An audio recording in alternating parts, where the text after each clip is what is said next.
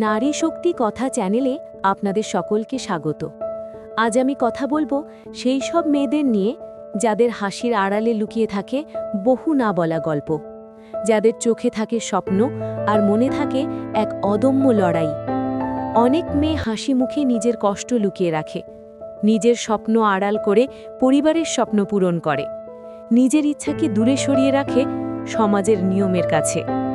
একজন মেয়ে যখন জন্মায় তার মাথায় যেন অদৃশ্য করে একটা বোঝা বেঁধে দেওয়া হয়। সমাজ বলে, এটা করো না, ওটা করো না, এভাবে হেঁটো না, এভাবে কথা বলো না। কিন্তু কেউ বলে না, তুমি যা হতে চাও তা তুমি হতে পারবে। কত মেয়ে আছে জানেন, যারা পড়তে চেয়েছিল কিন্তু সুযোগ পায়নি, যারা নিজের জন্য দাঁড়াতে চেয়েছিল কিন্তু ভয় পেয়েছিল, যারা রাস্তায় হাঁটার সময়ও নিরাপদ ছিল না, তবুও প্রতিদিন নতুন করে সাহস নিয়ে বের হয়েছে। একটি মেয়ে প্রতিদিন ভেঙে ভেঙে শক্ত হয়ে ওঠে।